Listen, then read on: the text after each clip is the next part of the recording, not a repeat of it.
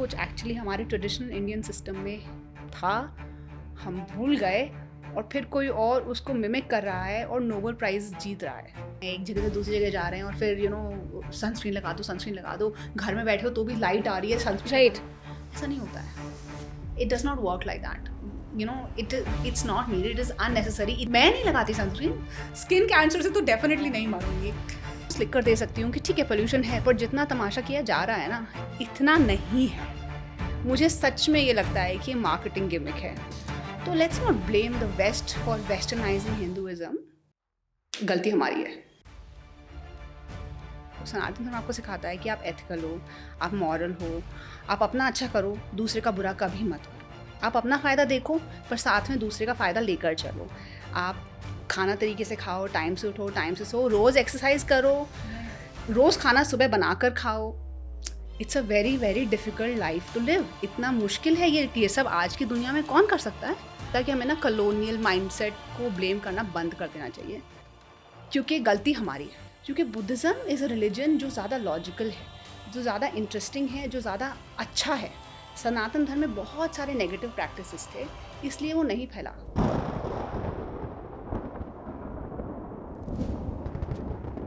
दिलजीत दोसांझ जी ने अभी कुछ ट्वीट्स करे थे, ठीक है, ऑन सच टॉपिक्स।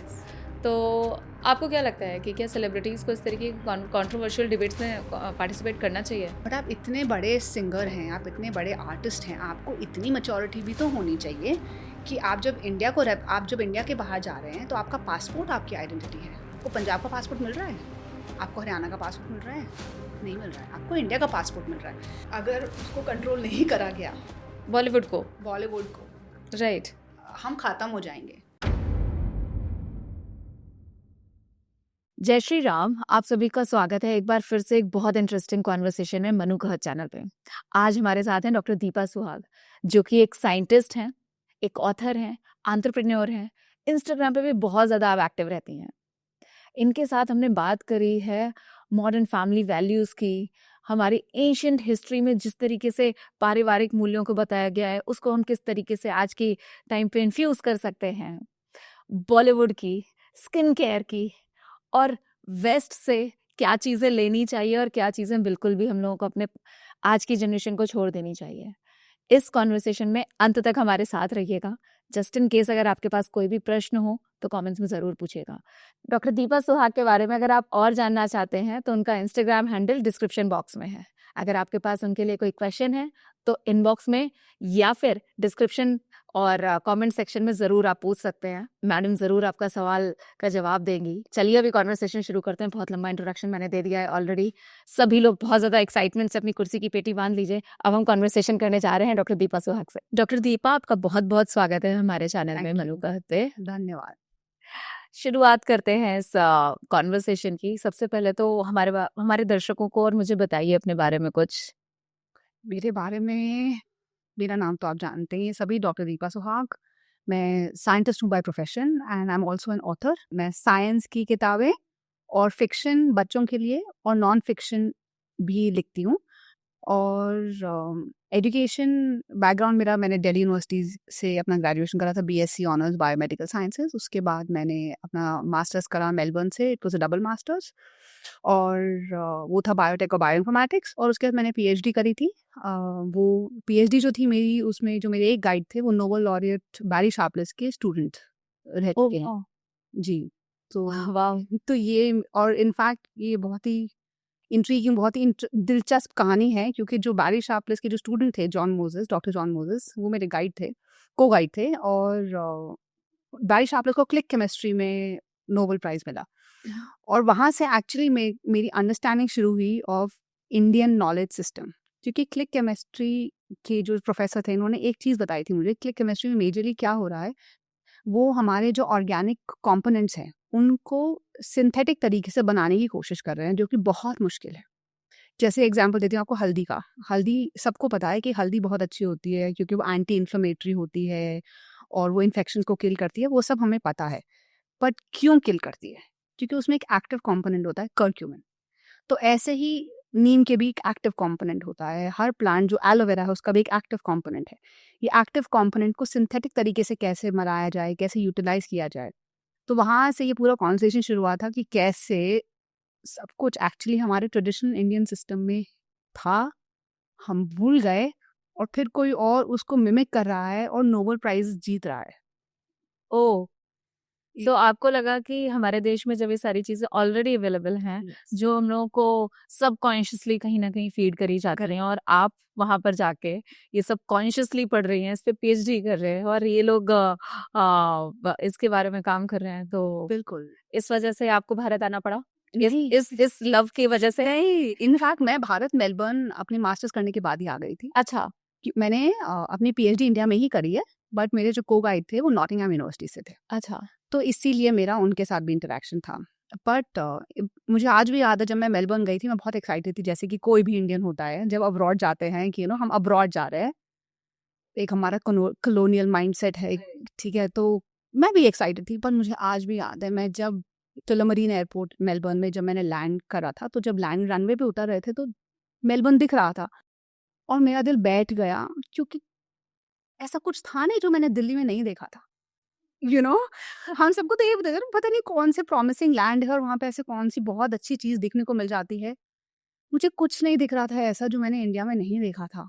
और ऑफ कोर्स मैं इंडिया में दिल्ली में और बहुत ज़्यादा कंफर्टेबल थी वहाँ, तो मुझे पता था मुझे झाड़ू पोछा बर्तन खाना सब और पढ़ाई भी करनी पड़ेगी और ऊपर से मैं अपने पैसे भी खर्च कर रही हूँ। I got scholarship and all later on, but you know तो मैं एक्चुअली काफ़ी परेशान थी उस एयरपोर्ट पे लैंड करने से पहले ही, जब हम वी वर डिसेंडिंग। वहीं शायद मैंने मन बना लिया था कि यहाँ नहीं रहा जाएगा, तो मैं वापस जाऊंगी। बट वो पॉल्यूशन नहीं दिख रहा होगा आपको, बस एचडी में दिख रहा होगा दिल्ली। अरे ये ना बहुत ही टची टॉपिक है मेरे लिए। मैं प्रूव नहीं कर पा रही हूँ इस बात को, है पोल्यूशन, मैं मानती हूँ।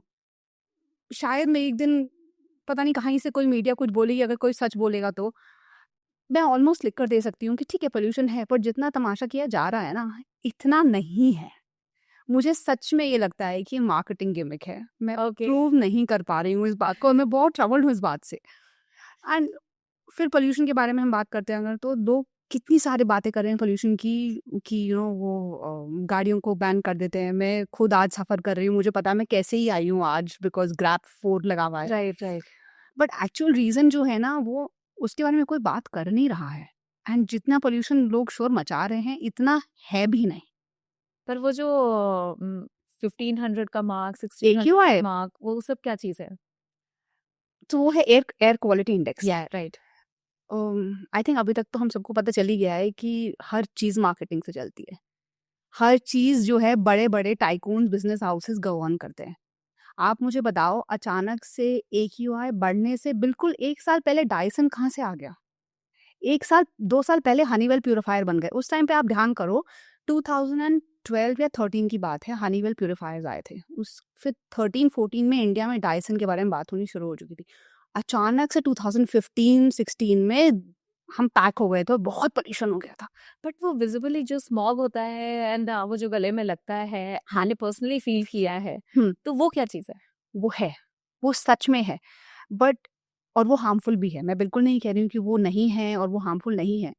बट जो आपको 1500 दिखा, अच्छा मैं आपको एक छोटा सा एग्जांपल दे रही हूँ। सो मेरे माय विलेज, मेरे फार्म्स झज्जर के पास है, तो वहाँ पे कुछ नहीं हो रहा है। फिर मेरे नाना का घर है, वो नारनौल से थोड़ा और आगे है। मेरे नाना का घर तो वो तो ठीक है, चलो अभी मोदी जी एंड गडकरी जी की रोड हर जगह पहुँच गई है। Otherwise my nana's house is in it's a very out, बहुत ज़्यादा दूर दराज वाले एरिया में है। नारनौल में महेंद्रगढ़ एक जगह है, वहाँ पे है।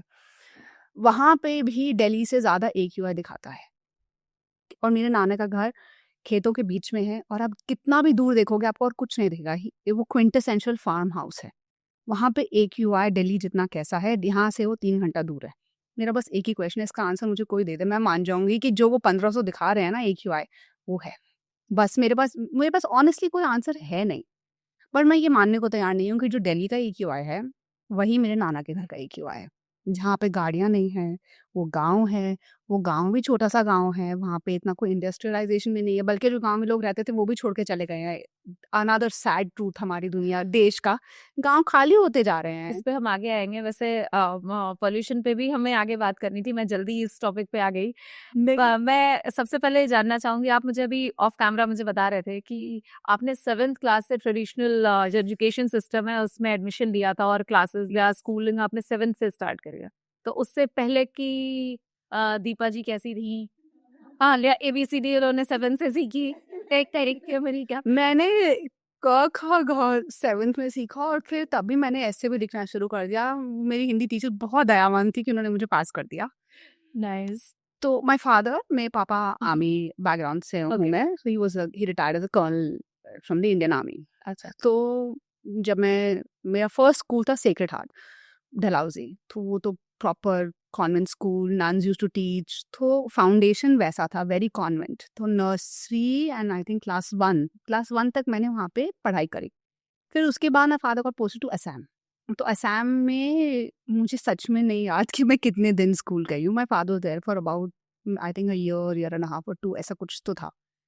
पता नहीं गई नहीं गई, वहाँ तो सारा टाइम बारिश होते रहती थी। वी वर इन तिनसुकिया। तो फिर क्लास 1 के बाद 2, 3, 4 मुझे सच में नहीं याद मैंने कब पढ़ाई करी, कहाँ गई। It's just I don't know, it is in thin air. Mummy थी घर में, वो पढ़ाती वढ़ाती थी और जो भी कराती थी मम्मी कराती थी। ऐसे ही टाइम पास हो गया। एंड माय फादर, मेरे पापा ज़्यादा पढ़ाई को लेके सीरियस रहे नहीं है ज़िंदगी में कभी। ही वाज़ लाइक तुम एक्सरसाइज करो, I have to be fit, तुम पढ़ाई लिखाई करो नहीं करो आई डोंट केयर। क्योंकि मेरी दादी जो थी वो बिल्कुल अंगूठा छाप, एंड वो आजकल की मैक्सिमम पढ़ी लिखी औरतों से ज़्यादा स्मार्ट थी। तो माय फादर वो हमेशा ऐसे ही कहते थे कि तुम्हारी दादी अंगूठा छाप है और वो बहुत स्मार्ट है, तुम मत पढ़ाई करो, तुम्हारे अंदर अकल होनी चाहिए, कॉमन सेंस होनी चाहिए, पढ़ाई लिखाई ज़्यादा भरोसा नहीं था। तो फिजिकल एजुकेशन पे बहुत ज़्यादा स्ट्रेस रहता था, पढ़ाई पे ज़्यादा ध्यान नहीं था। तो शायद इसीलिए 2-3 साल पता नहीं कहाँ मैंने क्या करा, वो ऐसे ही चले गए।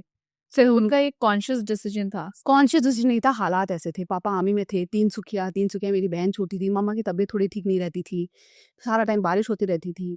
तो ऐसे से ही स्कूल होते थे उधर, इतने ज़्यादा कोई स्कूल ऐसा कुछ था नहीं, education system as such. Okay. तो but my father didn't bother कि यहाँ पे अच्छे स्कूल नहीं है तो बच्चों को नहीं लेके जाएंगे। ही फेल्ट छोटे हैं, मेरी बहन she was a new born at that time. तो ही फेल्ट कि हो जाता है, पढ़ाई हो जाती है तो जैसी हो रही है हो जाएगी, ज़्यादा लोड नहीं देता है। ओके। तो वो वाला टाइम ऐसे निकल गया। फिर उसके बाद हम मिज़ोरम चले गए, मिज़ोरम, वेरांगटन, अदर स्मॉल प्लेस। तो वहाँ पे हमारी मम्मी दिन में टीचर होती थी, रात को मम्मी और आंटी बन जाते थे। सो वो वाला स्कूल वैसा था। तो वो भी टाइम पास हो गया। मतलब सर्टिफिकेट पे मैंने क्लास 1, 2, 3, 4, 5 सारी करी, 6 करी। ओह! बट लाइक मम्मी दिन में पढ़ा रही है, फिर शाम को ही मम्मी बन जा रही है। वैसे ही था वहाँ पे, सारी आंटीज़ आर्मी की कंटोनमेंट था। तो जितनी भी आंटीज़ थी वहाँ पे, फ्रेंड्स की मम्मियाँ वगैरह, वो दिन में टीचर होती थी, शाम को हम घर आ जाते थे, वो आंटी बन जाती थी। तो वैसा सा काफ़ी कैजुअल सिस्टम ऑफ स्कूलिंग था, ज़्यादा कुछ पढ़ाई-वढ़ाई होती नहीं थी। बट ये है कि डिसिप्लिन पूरा होता था। ये सुबह उठना है, जाना है, ये सब चलता रहता था। फिर मम्मी की तबीयत खराब ज़्यादा हो गई, मेडिकल ग्राउंड्स पे हम दिल्ली आ गए। दिल्ली हम आए तो मैंने क्लास 6 भी पूरी नहीं ख़त्म करी, वहाँ पे क्लास 6 शुरू करी थी। यहाँ आके मिड सेशन था, यहाँ पे class 6 we came I think October November में। तो वहाँ पे 6 पूरी नहीं हुई, यहाँ पे एडमिशन नहीं मिला। मैं छोड़ो, 6th भी पूरी मत करो, 7th में ही सीधे एडमिशन लेंगे।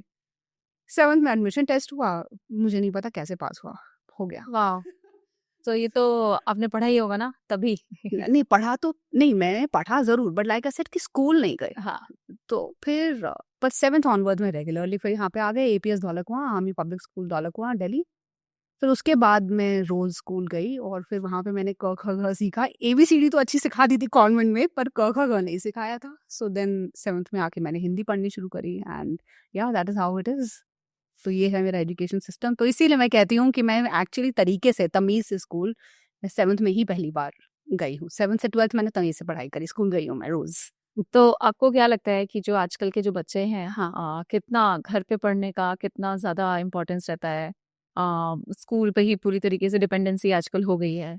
तो कितना घर वालों को और पेरेंट्स को कितना इन्वॉल्व होना चाहिए बच्चों की पढ़ाई में? देखिए, अभी तो I am also a mother, I have a 9 year old daughter. तो मैं personal experience as well as जो भी मैंने दुनिया देखी है उसके हिसाब से मैं बोल सकती हूँ। हमारे सबसे पहला एजुकेशन सिस्टम हमारा घर होता है। तो अगर घर पे चीज़ें ठीक नहीं है ना, आप बेस्ट स्कूल में भेज दो और आप सारे ट्यूशन्स लगा दो, फ़ायदा कुछ होने नहीं वाला है, क्योंकि अगर घर में डिसिप्लिन नहीं है तो बच्चा स्कूल में नहीं पढ़ेगा। वो एक आधे होते हैं प्रोडिजी, जैसे अब्दुल कलाम हो गए या मनमोहन जी की बात कर लीजिए, अभी वो हमारे बीच नहीं रहे, तो ऐसे लोग एक दो ही होते हैं। अदरवाइज घर पे डिसिप्लिन, घर पे एक माहौल, घर पे एक करेक्ट वैल्यू सिस्टम होना बहुत ज़रूरी है, जो मुझे लगता है मेरे घर में था। मैं नहीं कह रही हूँ कि मेरे मम्मी पापा बेस्ट हैं, पर उन्होंने अपनी तरफ से कोशिश रखी हमेशा एक रूटीन रखने की। So what I am saying is कि स्कूल में एजुकेशन नहीं होती है, एजुकेशन घर पे होती है या सेल्फ स्टडी से होती है। स्कूल में ओवरऑल पर्सनालिटी डेवलपमेंट होता है। स्कूल में हम एक दूसरे से बातें करना सीखते हैं, स्कूल में राइट। हम लोगों को मैनेज करना सीखते हैं, स्कूल में हम bullying- सोशलाइज जब बच्चा नहीं करेगा बचपन में, तो आप जब 7th में, आपको वहाँ पे इशू नहीं हुआ जब आप 7th में गए नहीं नहीं सोशलाइज करने में? नहीं नहीं, हम तो गुंडे थे। हाँ, बिल्कुल कोई से पहले तो आर्मी किड्स, तो हमें आदत है हर 2 साल में शिफ्ट होने की। फिर ऊपर से लाइका सेड हम स्कूल नहीं गए ठीक है तरीके से, रेगुलर रोज रोज स्कूल जाना या सीरियस पढ़ाई नहीं होती थी, बट हम सब थे तो साथ में, हम रोज शाम को मिलते थे, सुबह भी कुछ तो स्कूल का सिस्टम था जहाँ पे हम इकट्ठे होकर जाते तो थे, ठीक है, प्रॉपर करिकुलम वाली पढ़ाई नहीं हुई, बट बाकी प्योर इंटरेक्शन तो पूरा था। सो ऐसा नहीं है कि होलसम डेवलपमेंट नहीं था, बट पढ़ाई पे इतना ध्यान किसी ने दिया ही नहीं कभी, तो ठीक है हो जाएगी, जिसको करना है कर लो, ऐसे वाला सिस्टम था। सो बट या so this is what coming back, इसलिए मुझे लगता है कि स्कूल पढ़ाई के लिए नहीं होता, स्कूल ओवरऑल डेवलपमेंट के लिए होता है। स्कूल आपको दुनिया कैसी है वो दिखाने के लिए होता है, जो बहुत ज़रूरी है, बिकॉज अगर आपको दुनिया हैंडल नहीं करनी आती तो आप कितना भी अच्छे हों पढ़ाई में, सी इवेंचुअली आपका पीपल स्किल है जो आपको it will take you places. अगर आपको दुनिया में लाइफ में कुछ भी अचीव करना है, आपको लोगों को मैनेज करना आना चाहिए। आप पाइथागोरस, कैलकुलस, ग्रेविटी, इनर्शिया, ये सारी बातें कौन करता है? यू नो ये सारी बातें तो लैब में होती हैं जो कुछ टेक्नोलॉजी डेवलप कर रहे हैं। उस टेक्नोलॉजी को जब तक हम बेचेंगे नहीं, जब तक दुनिया के एक्सेसिबल नहीं होगी दुनिया के लिए, तो कोई फायदा नहीं है उसका। वो एक्सेसिबिलिटी बढ़ाने के लिए तो आपको लोगों को हैंडल करना आना चाहिए, तो वो स्कूल सिखाता है। और इसलिए स्कूल जरूरी है, नॉट सेइंग स्कूल जरूरी नहीं है, इसीलिए मुझे लगता है होम स्कूलिंग नहीं करनी चाहिए, क्योंकि सिर्फ आप और आपका बच्चा, दैट इज होम स्कूलिंग। फिर वो बहुत डिफिकल्ट है, फिर आप ही हो जो आपके बच्चे को हॉलीडे पे भी लेके जा रहे हो। वही सोशलाइज नहीं कर पाता है बच्चा बात करना नहीं आएगा, फिर कुछ भी, वो बहुत ही ज्यादा इंट्रोवर्ट भी हो सकता है उस केस में। और ऊपर से आजकल न्यूक्लियर फैमिली है, राइट। पहले कम से कम नाना नानी दादा दादी, आजकल तो नाना नानी दादा दादी रहने देता है।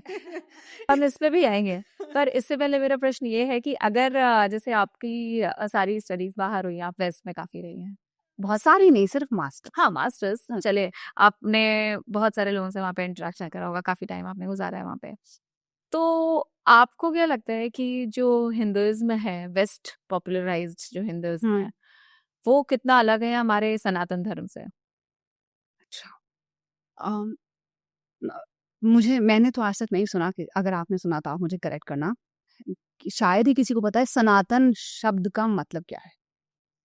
सनातन मतलब इटर्नल, सनातन मतलब एवरलास्टिंग। तो धर्म मतलब तरीके से, तमीज से इंसान की तरह जीना। तो ये कोई रिलीजन नहीं है, ये एक वे ऑफ लाइफ है, और ये बहुत ही सोफिस्टिकेटेड और प्लूरलिस्ट तरीका है जीने का।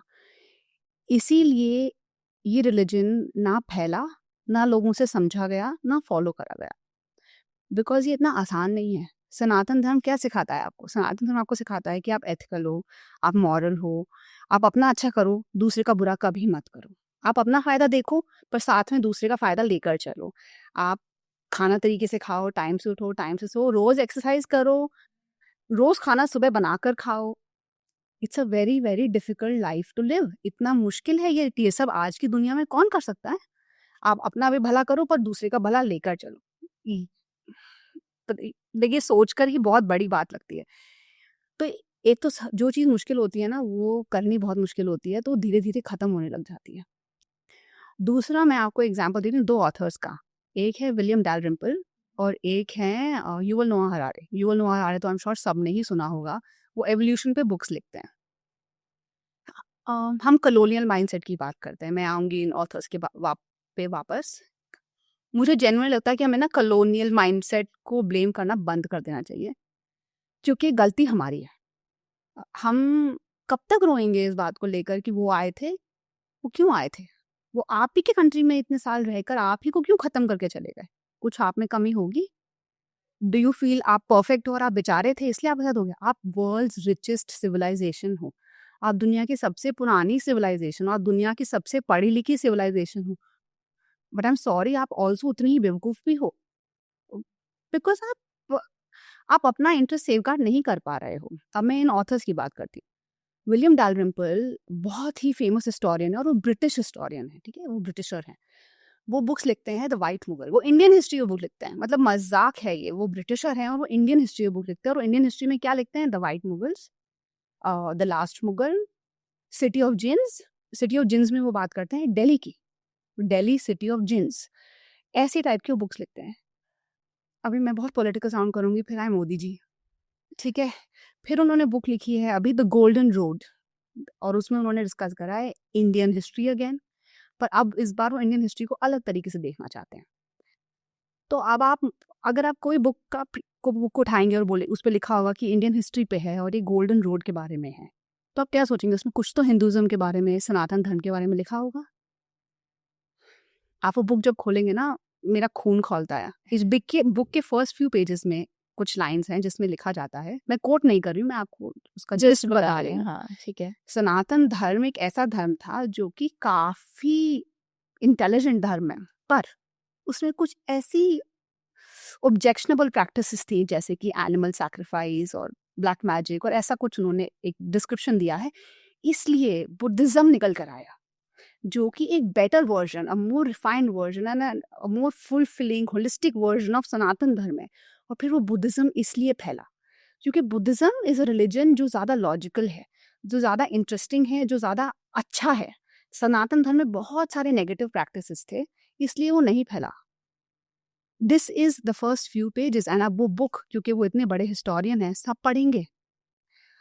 नाउ कमिंग टू युवल नोआ हरारे, ये एवोल्यूशन पर लिखते हैं। He is again very very celebrated historian, बहुत जाने माने दुनिया में ये हिस्टोरियन है। इनकी बुक आप उठाइए, इनकी बुक में इंडस वैली सिविलाइजेशन का इतना सा मेंशन है। हम सबसे पुरानी सिविलाइजेशन है, हम सबसे, हिंदुइज्म सबसे पुराना कल्चर रिलीजन है, हम सबसे पुराना कल्चर है, और हमारा रोल इन एवोल्यूशन इतना सा है। आप वो चार्ट उनका कभी किसी कोई भी बुक उनकी खोल के देखिए, फर्स्ट पेज पे ना वो हमेशा एक्सप्लेन करते हैं कि कैसे नियोलिथिक, पैलियोलिथिक, हम कैसे कर करके बंदर से इंसान, फिर इंसान से सिविलाइजेशन कैसे बढ़ी, कहीं नहीं है हमारा नाम। तो दिस इज द रियलिटी। आप वो बुक पढ़ रहे हो ना, किसने आज तक ये ऑब्जेक्शन उठाई है कि क्या लिख रहे हैं युवल नोआ हरारे? मुझे लगता है हिम्मत ही नहीं है भारत क्यों नहीं है? किस चीज का डर है? Colonial mindset. तो फिर वो गलती हमारी है ना। आपको तो अब तो देखो, everybody does not have to like Modi ji, but जो अच्छी बातें हैं किसी में, उसको उसका फायदा उठा लीजिए। अभी इतनी बोलने की हिम्मत तो सब में आ ही गई है, जयशंकर जी भी हैं, वो इतनी हिम्मत तो दे ही रहे हैं कि मुंह खोल के बोल दो, कम से कम बोलना ही शुरू कर दो कि युवल नोआ हरारे जो लिख रहे हैं वो गलत है। So this is what I mean, that abroad में हिंदुइज्म किसी ने समझा ही नहीं है, क्योंकि जो लोग समझा रहे हैं, the historians, the popular people, वो ऐसे समझा रहे हैं, और हम कुछ नहीं कर रहे हैं उसको चेंज करने के लिए। तो अगर आप कुछ नहीं कर रहे हैं, तो क्या था ना, पहले हम सोने की चिड़िया थे, फिर लोग आए हमें लूट के चले गए, अब हम फिर से धीरे धीरे सोने की चिड़िया बन रहे हैं, क्योंकि हमारे देश में नेचुरल रिसोर्सेज इतनी ज़्यादा हैं, हम हार्ड वर्किंग लोग हैं, हम स्मार्ट हैं, हम फिर से सोने की चिड़िया बन जाएंगे, हम फिर से लूटे जाएंगे, क्योंकि हम अपनी हिस्ट्री से कुछ नहीं सीख रहे हैं। History repeats itself unless you learn from the history. History क्यों पढ़ाई जाती है? इसलिए नहीं क्योंकि वो कितने महान थे, इसलिए कि वो बेवकूफ़ी जो करी थी ना, वो दोबारा मत करो। Learn from their mistakes. Exactly, but we are not learning from our mistakes. हम फिर वही कर रहे हैं, हम एक दूसरे को सपोर्ट नहीं करते हैं। हम बाहर जाके ये नहीं बोलेंगे हम इंडिया से, हम बोलेंगे हम यूपी से हैं, हम दिल्ली से हैं, हम साउथ इंडिया से हैं, हम पंजाब से हैं, हम हिमाचल से हैं। किसको पता है? People know India. कोई अमेरिकन बोलता है मैं टेक्सास से हूँ, मैं एरिजोना से हूँ, मैं न्यूयॉर्क से हूँ, बोलता है मैं I am an American. Chinese बोलता है, आपने कभी सुना था वो क्या नाम था, वुहान? अच्छा। सुना मैं कभी Wuhan? Thanks to COVID you got to know. They don't talk like that कि हम बेजिंग से हैं, हम गुंजाओ से हैं। वो कहते हैं हम चाइनीज हैं। ऑस्ट्रेलियन कभी नहीं बोलेगा कि हम विक्टोरिया से हैं, बट हम बोलेंगे हम दिल्ली से हैं। Yes in India, yes in India. Yes in India. Why? तो let's not blame the waste for westernising Hinduism. गलती हमारी है। अगर आप अपने घर को नहीं बचाएंगे, घर पे ताला नहीं लगाएंगे, जब आपको पता है चोर है, नहीं पुराने जमाने में ताला नहीं लगाते थे, पर पुराना जमाना खत्म हो गया। अभी चोर हैं तो आपको ताला लगाना पड़ेगा, नहीं लगाएंगे तो फिर लूटेंगे। So I don't like this whole conversation कि हर बार कॉलोनियल माइंड, वो लोग ब्रिटिशर्स आए थे, कब तक रोओगे? राइट।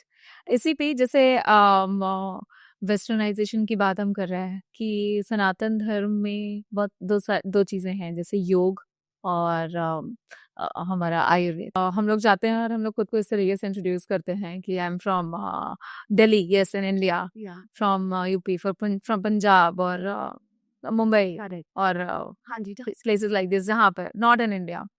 तो अभी बहुत सारी चीजें चल रही हैं, करंट अफेयर्स की मैं बात कर रही हूँ, बहुत सारी चीजें इस तरीके की चल रही हैं।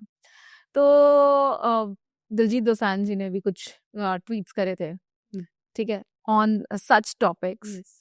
तो आपको क्या लगता है कि क्या सेलिब्रिटीज को इस तरीके की कंट्रोवर्शियल डिबेट्स में पार्टिसिपेट करना चाहिए? आपने जो क्वेश्चन पूछा ना, मेरी रूह कांप गई है। क्यों? हाँ, मैंने देखा आपकी एक रील वायरल हुई थी ना, बहुत ही ज्यादा बैशिंग हुई है आपकी इस पे, आई थिंक। बैशिंग तो कोई बात नहीं होती है, बैशिंग ठीक है। कुछ नहीं होता। लाइक अभी सोशल मीडिया पे अगर आएंगे तो इतना तो हमें एक्सपेक्ट करना चाहिए, राइट। अपना ओपिनियन देंगे। और कई बार लोग काफी गुस्सा होकर ओपिनियन देते हैं, पर ओपिनियन देने का एक तरीका होता है। इस कॉन्वर्सेशन पे, इस टॉपिक पे, मैं इस टॉपिक पे भी आऊंगी और मैं अभी भी उसी पे आई स्टिक टू जो मैंने बोला था उसमें। मैं अपने व्यूअर्स को मैं कॉन्टेक्स्ट दे देती हूँ कि उन्होंने अभी दीपा जी ने, आप बता भी दीजिएगा कि क्या कॉन्टेक्स्ट है, आप बताइए। कि उनका जो लाइन है पंजाबी आ गए हुए, तो उस पे दीपा जी ने एक रील बनाई थी कि अगर आप इंडिया के बाहर जा रहे हैं तो व्हाट इज पंजाबी आ गए हुए। मुझे लगता है अगर आपको कैमरा पे दिख रहा है, मैं सच में आई एम शेकिंग। तो उसमें मैंने ये रील में बनाया था कि ऐसे नहीं बोलना चाहिए हमें जब हम एक इंटरनेशनल प्लेटफॉर्म पर जाते हैं। देखिए, इंडिया में हमें पता है पंजाब कहाँ है, हरियाणा कहाँ है, कन्याकुमारी कहाँ है, वी ऑल नो दैट। और आप किसी छोटे जगह से आते हैं, जैसे कि वो दिलजीत दोसांझ ने उन्होंने अपने एक इंटरव्यू में खुद ही बोला है कि मैं एक छोटी सी जगह से आता हूँ, गाँव दोसांझ। तो इसलिए जब मैं वहाँ से, और देन ऑफ कोर्स वो पंजाब में है वो गाँव, इसलिए जब मैंने एक लेवल अचीव करा सक्सेस का, तो मुझे ऐसा फीलिंग ऑफ प्राइड हुआ कि पंजाबी आ गए, पंजाबी अराइव्ड। मैं समझ सकती हूँ, मैं भी like I am Haryanvi, I am married to a Punjabi. I understand the whole emotion. जब हम बाहर जाते हैं तो हमें फीलिंग आती है कि मैं इस स्टेट से हूँ।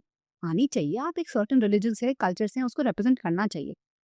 बट आप इतने बड़े सिंगर हैं, आप इतने बड़े आर्टिस्ट हैं, आपको इतनी मैच्योरिटी भी तो होनी चाहिए कि आप जब इंडिया के बाहर जा रहे हैं तो आपका पासपोर्ट आपकी आइडेंटिटी है। आपको पंजाब का पासपोर्ट मिल रहा है, आपको हरियाणा का पासपोर्ट मिल रहा है, नहीं मिल रहा है, आपको इंडिया का पासपोर्ट मिल रहा है। फिर आप कहेंगे नहीं, हमें हमारे आर्ट की वजह से पहचाना जा रहा है। नॉनसेंस। आप अगर किसी और कंट्री में हैं, उस कंट्री का नाम नहीं लेना चाहती मैं, आपको वो उस पासपोर्ट के साथ आपको एंटर करने देंगे स्टेज पे परफॉर्मेंस के लिए? नहीं करने देंगे। आप अचानक से आप बोल रहे हैं मैं 22 साल से काम कर रहा हूँ, आप 22 साल से काम कर रहे हैं, अब आज ही क्यों सक्सेसफुल हुए? तो आप कहते हैं कि नहीं, I believe in higher power, भगवान की देन है।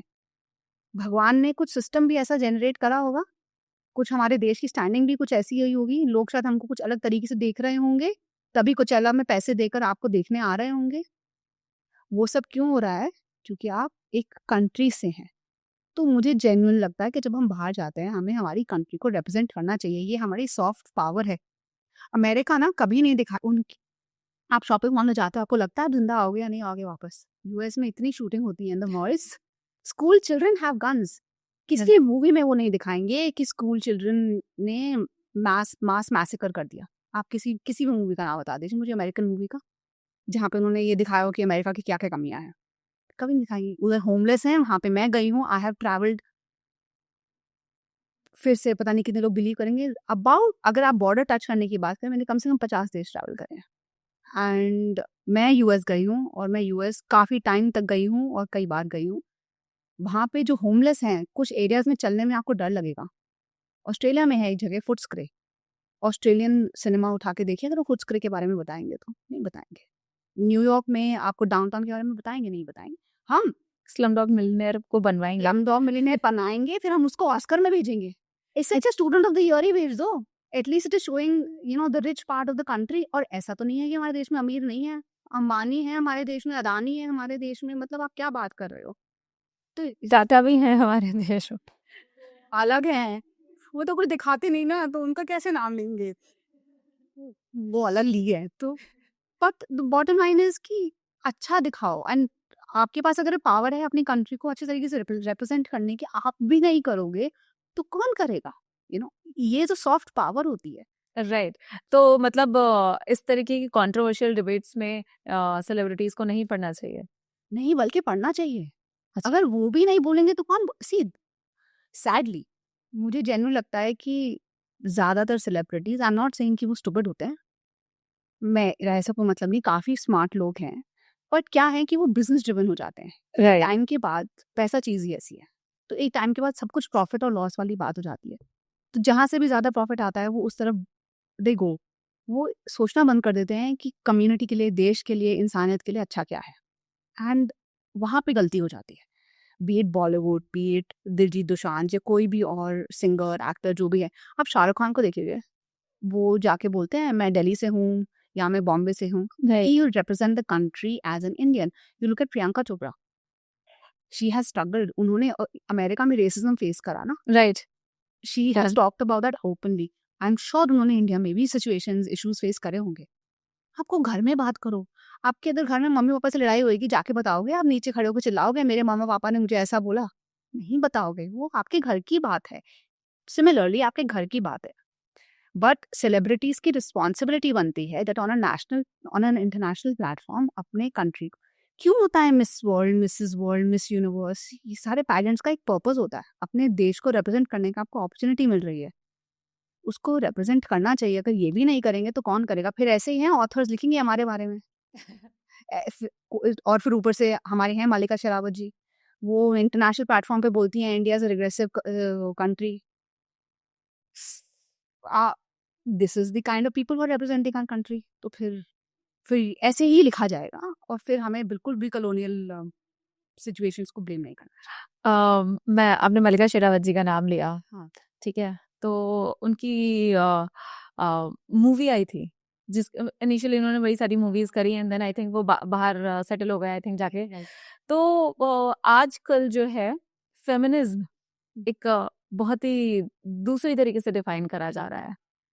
तो आप क्या कहेंगे आजकल के फेमिनिज्म पे क्या है और क्या चल रहा है मार्केट में? मार्केट ही है ये, लगता है सच में मार्केट ही है ये। It's very it's a beautiful term that you used. हमें बेचा जा रहा है ये कॉन्सेप्ट ऑफ फेमिनिज्म। मैं नहीं कह रही हूँ कि हमारे देश में जेंडर डिस्पैरिटी नहीं है। Girls have to go through a lot more than boys have to go through. This is common everywhere I think. पर ये पूरी दुनिया में है, राइट। बिल्कुल। And there is a physical difference between a male and a female body. So, sorry, go ahead, please. नहीं नहीं, सो वो एक है। दूसरा फेमिनिज्म वर्ड जो है, कौन सी लैंग्वेज है? It's English. धीरे धीरे वही फिर से आ जाएगा। इन्वेजन्स हुए, बहुत कुछ हुआ, हमारा कल्चर डाइल्यूट हो गया, हमारे सिस्टम्स, फेथ, सब कुछ चेंज होता गया, एंड फिर हमारी कंट्री में भी फेमिनिज्म आ गया। और फेमिनिज्म की ज़रूरत नहीं है, ऐसा बिल्कुल नहीं है, हमें फेमिनिज्म की ज़रूरत है। बट प्रॉब्लम क्या है ना, जहाँ पे ज़रूरत है वहाँ तो पहुँचा नहीं फेमिनिज्म। हिंदी वर्ड के लिए लोग बोलते हैं नारीवाद कहलाता है ना, वो तो अब अभी ढूंढा है ये शब्द नारीवाद। पहले किसी हाँ, चीज़ में क्योंकि उठा के दिखा दो। हाँ एक्चुअली अभी बहुत ही ज्यादा मेरी माँ हिंदी की प्रोफेसर हैं तो काफी ज्यादा लिटरेचर इस पे आने लग गया है आजकल। जो मॉडर्न राइटर्स हैं वो नारीवाद पे, नारी तो कहते हैं। नारी मुक्ति मोर्चा, नारी चिंतन हाँ, बहुत ज्यादा होने बट लग ये गया है। अब है। आप वो रामायण महाभारत के टाइम का टेक्स्ट उठा के देखिए, अगर उसमें कोई मिलेगा तो मुझे नहीं पता, आई विल बी शॉक्ड। मैं तो बहुत हैरान हो जाऊंगी अगर उस टाइम पे, अगर आपको कुछ ऐसा मिलेगा उस टाइम पे तो। नहीं नहीं बिल्कुल नहीं। मुझे तो नहीं लगता है, मैंने तो पढ़ी नहीं इतनी ज्यादा, पर जितना भी पढ़ा है, सुना है, मुझे तो कहीं पे भी ऐसा कुछ मेमोरी नहीं है कि नहीं ऐसा शब्द तो मैंने नहीं पढ़ा है कहीं पे भी। मैंने रामायण और महाभारत पढ़ी हुई है। तो वही मैं कह रही हूँ, ये अभी ही आया है और मैं दोबारा बोल रही हूँ, इसकी ज़रूरत है। हमारे देश में बहुत औरतें हैं जिनको सपोर्ट की, अपलिफ्टमेंट की, प्रोटेक्शन की, बचाव की ज़रूरत है। प्रॉब्लम क्या है, वहाँ तक तो ये पहुँचा नहीं है। ठीक है, क्योंकि मार्केटिंग, वो तो बड़े सिटीज़ में ही पैसा है, बजट तो पैसा वहीं पे है मार्केटिंग के लिए, टीवी के लिए। टाइम कहाँ है छोटे सिटीज़ में औरतों के पास ये सब देखने के लिए, सब समझने के लिए। बड़े सिटीज़ में फैल गया है जहाँ पे ज़रूरत नहीं है। The women are working, and अगर ज़रूरत है तो उसको दिमाग लगा के इस्तेमाल करना चाहिए, उसका गलत फ़ायदा नहीं उठाना चाहिए। और मुझे जेन्युइनली लगता है कि अभी फेमिनिज्म का ना गलत फ़ायदा उठाने लग गए हैं, क्योंकि अभी अतुल वाला केस भी हुआ है, a very sad case. No, it is a And very very sad case. and do you think ये फेमिनिज्म ही है? ये फेमिनिज्म, एक तो ये मुझे तो फेमिनिज्म वर्ड बहुत ही बुरा लगता है और ये फेमिनिज्म बिल्कुल नहीं है। This is not how you are suppose to behave as a woman. जैसे आपने कहा थोड़ी देर पहले कि a woman and a man are different. एक फेमिनिन एनर्जी होती है, एक मैस्कुलिन एनर्जी। इसके बारे में इतनी कॉन्वर्सेशन हो चुकी है, आई एम श्योर लोगों के कानों में से खून आ जाएगा कॉन्वर्सेशन से। But the fact is, problem क्या हुई है ना, एक्चुअली बताती हूँ प्रॉब्लम क्या हुई है। सारी प्रॉब्लम मार्केटिंग और पैसे की है। पैसा इतना इंपॉर्टेंट हो गया, चीजें इतनी महंगी हो गई, women have to go out and work. अभी वही औरत बेचारी घर से बाहर जाके काम भी करती है, फिर वो घर आके बच्चा भी देखती है, उस पर लोड डबल बढ़ गया। राइट। ये वाली जो वुमन है ना, इसको तो जरूरत है इस फेमिनिज्म की, इस बचाव की। उसको कोई सहारा दे दे, कोई सपोर्ट दे दे कि नहीं, तुम्हें घर आके भी कोई बोलने वाले हो जाए दो लोग कि नहीं तुम कितना करोगी, you know the husband should help you. तो दोनों बराबर का काम कर रहे हैं। बट इस कॉन्सेप्ट को ना वो वुमन भी यूज कर रही है जो सारा दिन she is looking after the home. वो काम आसान नहीं है, but the man is also going out and working. आप घर पे काम कर रहे हैं, the man is going out and working. ये उल्टा भी हो सकता है, the man stays at home and the woman goes out and works. फिर the woman will say that you know Nari Mukti Morcha है, हम काम करते हैं, let the man stay at home. हम क्यों घर पे रहेंगे? किसने बोला घर पे रहना आसान होता है? जस्ट बिकॉज वो पैसा नहीं लेके आ रहा, पर वो जो पैसा आ रहा है उसको ढंग से यूटिलाइज कर बचा तो रहा है, उसको ग्रो तो कर रहा है। If the woman sitting at home अगर वो बेवकूफ है ना, तो बिलियंस ऑफ डॉलर्स भी जो घर में आए हुए हैं वो फ्लश में चले जाएंगे। प्रॉब्लम इज हमने ना गलती करी, हमने वुमेन्स जॉब को बहुत छोटा करा। तुम क्या कर रही हो, तुम क्या कर रही हो, हर दूसरे घर में ये आई एम श्योर इंडिया में कहानी रही है। 90s पेरेंट्स, हमने कहीं ना कहीं अपनी मम्मियों को, किसी ने अपनी नहीं तो किसी और की, सुना है कि क्या करती है, सारा दिन घर पे रहती है। वो बेचारी मम्मी, वो सुन सुन के, और उनकी वो बेचारी बेटी, तो हमारे अंदर ना इंटरनलाइज हो गया एक फियर, एक डर कि हमें भी ऐसे बोला जाएगा, इसलिए हम काम करना चाहते हैं। हम काम करने जाते हैं, पर फिर घर पे कुछ चेंज नहीं हुआ, क्योंकि वो बेटा तो वैसे ही राजा बेटा पाला गया। राजा बेटा तो घर पे खाना नहीं बनाता है, ना अपने हाथ से पानी लेता है। तो एक्चुअली ना फेमिनिज्म का फायदा कम हुआ, नुकसान ज्यादा हो गया।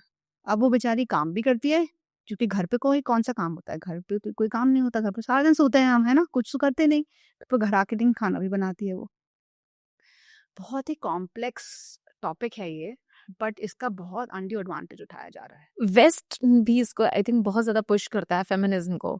तो जो वेस्टर्न फेमिनिज्म है उसने इंडियन फैमिलीज को किस तरीके से आई मीन कुछ पॉजिटिव दिया है या फिर केवल परिवार तोड़े हैं? नहीं, लाइक ऐसे पॉजिटिव तो है, जहाँ पे जरूरत है वहाँ पे मैं उन्होंने वेस्टर्न फेमिनिज्म की बात कर रही हूँ। वेस्ट फेमिनिज्म तो देखो, वेस्ट अच्छा फेमिनिज्म है। ओके। जहाँ पे जरूरत हो वहाँ पे सपोर्ट होनी चाहिए। बट वेस्टर्न फेमिनिज्म अभी क्या हो गया, लाइक आई सेड, वहाँ पे वो लोग एडवांस्ड हैं, वो हमसे 2 कदम आगे रहते हैं, क्योंकि ये उन्हीं का इंट्रोड्यूस करा हुआ कॉन्सेप्ट है। तो अब वो हमसे 2 कदम आगे हो गया। अब उनका फेमिनिज्म क्या हो गया है, रात को we will not make the child sleep with us because we also need 8 hours of undisturbed sleep. Right. The child will sleep in another room और in a cot next to us. We will not feed the child, हम उसको formula दे देंगे, क्योंकि हमें हमारा भी piece चाहिए। तो ये छोटे-छोटे एग्जांपल्स हैं वेस्टर्न फेमिनिज्म के। And body. ऑफ कोर्स, मतलब वो तो सबसे इम्पोर्टेंट है, ब्यूटी, राइट, ब्यूटी। है ना? तो surrogacy is on a rise, बहुत adoption is on a rise, which is adoption is a great thing, but उसका रीजन क्या है? अगर वो रीजन है that you don't want to spoil your body, तो ये वाला फेमिनिज्म मुझे लगता है कि ये गलत है। This is not right and it is coming to India. फिर पेरेंट्स के साथ नहीं रहना है। अगर आपको फेमिनिज्म चाहिए, आपको काम करना है, आपको शांति से जीना है और आपको अपने बाल चाहिए सर पे, तो पेरेंट्स के साथ रह लो। यू नो, पेरेंट्स के लिए भी अच्छा है। You know, after certain age they grow old, they retire. Specially Indian parents, मुझे नहीं पता अमेरिकन पेरेंट्स कैसे होते हैं। इंडियन पेरेंट्स अपना सब कुछ बच्चे में लगा देते हैं। मोस्ट पेरेंट्स जैसे भी हों, किसी भी स्टार्टा के हों, चाहे गरीब हो या अमीर हो, उनकी जिंदगी बच्चे के आसपास घूमती है। यू नो, हमारा बच्चा आ चाइल्ड, वो जिंदगी चाइल्ड चाइल्ड चाइल्ड करते निकाल देते हैं। फिर चाइल्ड एक दिन बड़ा होता है, फिर उसको याद आता है कि नो नो, माई इंडिपेंडेंस, अब तो मैं अपनी मर्जी करूंगा और या करूंगी। फिर वो चले जाते हैं। पेरेंट्स का जॉब खत्म हो जाता है, वो रिटायर हो जाते हैं। अब बच्चे को ना आपसे फाइनेंशियल हेल्प चाहिए, ना आपसे कोई और इमोशनल हेल्प चाहिए, बच्चा अलग रहता है। वो बूढ़े पेरेंट्स का क्या, जिन्होंने तो यही सोचा कि मेरा तो कुछ नहीं है, बस माई चाइल्ड, उनको साथ में रख लो। वो आपको हेल्प ही कर देंगे, कुछ और नहीं तो उनका भी मन लगा रहेगा, आपको भी हेल्प हो जाएगी। These are ways where I feel the western world is spoiling our values. क्या कहते हैं पेरेंट्स, ठीक है, आई अग्री, जनरेशन गैप होता है, ताने सुनाते हैं, पेरेंट्स हैं, ईगो पे मत लो। देखो, I have also gone through it, in laws parents मेरे भी हैं। बहुत गुस्सा आता है, बहुत बुरा लगता है, ठीक है ना, थोड़ी देर बाहर चले जाओ, थोड़ा कुछ बोल भी दिया, वो भी समझ जाएंगे, आप भी समझ जाओगे, इट्स ओके। बट हर बात को बढ़ा चढ़ा के let's live separately, I don't think that's right. And that is what I feel feminism is doing to our country, our culture. It's breaking homes because लोग independence चाहते हैं. More than feminism, I think this word independence, I think is a problem. तो ये मुझे लगता है, which is percolating into our country, और एक सही बात नहीं है. एक और नया वर्ड है टॉक्सिक फेमिनिज्म, टॉक्सिक फेमिनिज्म, जो कि काफी एक्सट्रीम नैरेटिव सेट कर रहा है हाँ. आजकल। जो अभी अतुल जी का इंसिडेंट हुआ, वो कहीं ना कहीं आजकल टॉक्सिक फेमिनिज्म के अंडर आ जाता है। आपका क्या कहना है इस पे? चूंकि ना हमें ज़रूरत थी, लाइक आई सेड, हमारे देश में जेंडर डिस्पैरिटी है, उसकी वजह से सारे लॉज भी बहुत ही heavily in favour of women हैं, बहुत ज़्यादा वो औरतों को सपोर्ट करते हैं। अगर आदमी खराब होते हैं तो औरत भी खराब होती है। तो ये अतुल जी का ही जो एग्जांपल ले लेते हैं हम, ये वो एक, शायद मैं पूरा केस नहीं जानती, मैं उनको नहीं जानती, बट अगर हम जो मीडिया में बताया जा रहा है, अगर अतुल जी का वर्जन, ही इज़ नो मोर, हमारे बीच में नहीं है, वो जो वो कह रहे हैं अगर उसको हम सच मान लेते हैं, तो यही है टॉक्सिक फेमिनिज्म। उन लेडी को, उनकी वाइफ को, एक्स वाइफ को पता था कि लॉज उनके फेवर में है, तो उन्होंने बिल्कुल निचोड़ लिया, एक्सप्लॉइट कर लिया, लॉ बिल्कुल एक्सप्लॉइट कर लिया। So what I am saying is that हम हमेशा कहते हैं कि आदमी खराब होता है, औरत तो दूध की धुली होती है। That's what, no, the problem is कोई अच्छा नहीं है, कोई बुरा नहीं है, हमें डायरेक्ट नहीं करना चाहिए। आप एंटी फेमिनिस्ट लेबल्ड हो जाएंगी। मैं तो पता नहीं क्या क्या लेवल हो जाओ, बट ऑनेस्टली बता रही हूँ, I am not against feminism, but I am against people not using common sense. Feminism को ना कॉमन सेंस के साथ चलाना चाहिए। आपको जबरदस्ती, चूंकि फेमिनिज्म का एक कॉन्सेप्ट है तो मैं खाना नहीं बनाऊंगी, क्या लॉजिक है? क्या लॉजिक है? खाना बनाने से या नहीं बनाने से या बच्चों का ध्यान रखने से या नहीं रखने से कुछ प्रूव नहीं होता है, लाइफ खराब होती है। दीपा जी, इस पे मुझे एक एग्जांपल याद आ रहा है, नॉट एग्जैक्टली एग्जांपल, बट मैंने एक किताब में पढ़ा था कि चूंकि किचन में बहुत सारे रसायन, मतलब बहुत सारी चीजें होती हैं, हाँ, जो कि बैलेंस्ड वे में डालनी चाहिए टू मेक प्रॉपर फूड, ठीक है, और ये जनरेशनल आता है। इसलिए दादी नानी को हम लोग के परिवार में, एंशिएंट इंडियन हिस्ट्री में, या फिर हमारे जो सनातन धर्म के जो इंडियन फैमिलीज होती चली आ रही हैं, उसमें दादी नानी को किचन की ड्यूटी दी जाती थी कि वो अपने अंडर आने वाली बहुओं को, बेटियों को ट्रेन करेंगी, how to make food, how to use those chemicals. When I say chemicals, ये सारे जो मसाले हैं हमारे इंडियन स्पाइसेस, ये सारे कितनी मात्रा में डालने हैं, क्या डालने से खराब हो जाएगा टेस्ट, और क्या चीजें एक साथ नहीं खाई जा सकती हैं। जैसे कि बोला जाता है कि करेले के साथ दही नहीं खाना चाहिए, राइट? तो ये सारी चीजें जनरेशन धीरे धीरे आती हैं जब आप किचन में होते हो। This is a very big responsibility as a female, क्योंकि आपके हाथ में पूरे घर की स्वास्थ्य है। हाँ, आप वहां पे दिमाग लगा रहे हो कि किसको किस चीज की ज्यादा रिक्वायरमेंट है। अगर मेरा बेटा बाहर जा रहा है, हाँ, उसको दूध की ज्यादा रिक्वायरमेंट है बिकॉज फिजिकल हेल्थ और बिकॉज अदर थिंग्स। बच्चा जब बेटी या बहू प्रेग्नेंट है, उसको किस तरीके का खाना दिया जाना चाहिए, ये सारा किचन में डिसाइड हो रहा है ना। बिल्कुल, so this is a very big responsibility. Is a very very big responsibility. पर यहाँ पे आके मैं खाना नहीं बनाऊंगी because I am feminist, this is really bad. It is very wrong, और यही बहुत बड़ी प्रॉब्लम बनती जा रही है। अगर आपके पास टाइम नहीं है, आपका एक करियर इस टाइप का है, बहुत सारे फैक्टर्स होते हैं, कई बार दोनों हस्बैंड वाइफ को कमाने जाना पड़ता है। अगर मजबूरी हो तब हाँ, आई थे exactly. तब इट्स फाइन। बिल्कुल, पर अगर आपके पास टाइम है और आपको समझ है, अच्छा ठीक है, कई लोग हैं जिनको अच्छा नहीं लगता है खाना बनाना, कोई बात नहीं, बट उसको खाने बनाने को लुक डाउन अपॉन नहीं करना चाहिए। एग्जैक्टली, दैट्स माई पॉइंट कि अगर मुझे खाना बनाना पसंद है, दैट्स माई हॉबी, और मैं काम भी करूंगी, मैं खाना भी बनाऊंगी, हाँ। This is also fine. मैं काम करूंगी और मैं खाना नहीं बनाऊंगी, ये भी सही है। बिल्कुल, देयर आर, मैं पर्सनली जानती हूँ, मेरे जानने में बहुत सारे ऐसे लॉट ऑफ वुमेन हैं जो, जिन्हें ना कुछ चीज़ें, जैसे फॉर एग्जांपल खाना बनाना, उन्हें खाना बनाना अच्छा लगता है, या उन्हें घर का ध्यान रखना अच्छा लगता है, बट जब अगर वो ये बोल देंगे कि हम खाना बनाते हैं या हम घर का ध्यान रखते हैं, तो उन्हें अलग तरीके से देखा जा रहा है, अलग बिल्कुल तरीके से देखा बिल्कुल जाता है। बिल्कुल। कुछ हैं जो ये सब उन्हें अच्छा लगता है करना, पर वो नहीं करते हैं, वो क्यों नहीं करते हैं? क्योंकि उन्हें लगता है कि फेमिनिज्म नहीं होएगा। मैं किसी से कम थोड़ी हूँ, मेरे को आता है पर मैं नहीं बनाऊंगी, मैं क्यों बनाऊँ? और मुझे अच्छा भी लगता है, मुझे कोई प्रॉब्लम नहीं है खाना बनाने से, पर मैं क्यों बनाऊँ? बिकॉज मैं तो फेमिनिस्ट हूँ, I am a modern woman, a modern woman is not suppose to cook, वो किचन में थोड़ी जाती है। A modern man can also cook, a modern woman can also cook. पेट से सब कुछ शुरू होता है। अगर Right. हेल्दी गट नहीं है तो हेल्दी दिमाग नहीं है, हेल्दी दिमाग नहीं है तो कुछ कुछ नहीं भी नहीं है। है। खाना बनाना, घर का ध्यान रखना सबसे ज़्यादा ज़रूरी है। और like I said, marketing, social media, soft power, Bollywood, उन्होंने इस तरीके से इन चीज़ों को पोर्ट्रे करा that धीरे-धीरे हमारे दिमाग में बात सेट होती गई। देखो पुराने ज़माने में हिंदी मूवीज़, पूरा पश्चिम का मैं एग्ज़ाम्पल देती हूँ, उसमें क्या दिखाते थे, या कोई भी और हिंदी मूवी, जो एक नेगेटिव कैरेक्टर होता था, वो स्मोक करता था, वो ड्रिंक करता था, अगर लड़की है वो, तो वो छोटे कपड़े पहनती थी। जो पॉजिटिव कैरेक्टर है, बी इट मैन और वुमन, एक अच्छा आदमी ड्रिंक नहीं करता था, स्मोक नहीं करता था। एक अच्छी लेडी कैरेक्टर जो दिखाती थी, वो स्मोक नहीं करती थी, ड्रिंक नहीं करती थी, इंडियन वेयर पहनती थी। मैं नहीं कह रही हूँ कि इंडियन वेयर पहनने से lady is nice, times of change, दुनिया बदल गई है, अब हम वेस्टर्न वेयर भी पहनते हैं, बात वो नहीं है। कई बार जिंदगी में डर जरूरी होता है। वो एक डर था, एक सोशल स्टिग्मा था। इस बहाने कम से कम हम अल्कोहल और सिगरेट से दूर रहते थे। फिर धीरे धीरे बॉलीवुड चेंज हुआ, हम मॉडर्न हो गए। फिर मॉडर्न बॉलीवुड ने दिखाया that you can smoke, you can drink, and you can wear whatever you want. And if you do all that, then you are modern, you're polished, you're rich, you're affluent. बड़े घर के लोग, you know, holding a glass of wine in the hand is cool. Right. A glass of wine every day at night, after dinner, before dinner, whatever, it is fancy. तो धीरे धीरे जिन लोगों को alcohol अच्छी नहीं लगती ना, वो भी ग्लास ऑफ वाइन का फोटो जरूर डाल देंगे in winters, because it is cool. वो डर जो बिठाया था बॉलीवुड ने पहले, वो डर अब नहीं है। कई चीज़ों में थोड़ा सा डर ज़रूरी होता है, और यही स्टोरी टेलिंग का आर्ट होता है। स्टोरी टेलिंग बहुत इंपॉर्टेंट होती है हमारी लाइफ में। मुझे ऐसा लगता है मैं बॉलीवुड पे पूरा एक नया दूसरा एपिसोड में आपके साथ करूंगी इन कमिंग डेज। पर इसके लिए जो आपने बताया कि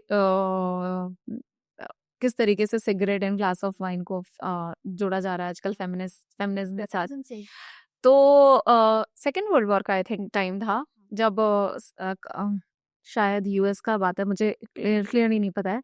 तो यूएस गवर्नमेंट ने क्या सोचा, अब तो यहाँ से चले गए हैं जो मेल जनता है, वो आधे से ज्यादा चली गई है वर्ल्ड वॉर पे, अब मेरी सिगरेट कौन खरीदेगा, वहाँ की कंपनी ने। देन जितना भी सप्लाई ज्यादा था वर्ल्ड वॉर के जब फील्ड पे, उतना ज्यादा था, पर फिर भी कम हो गया था।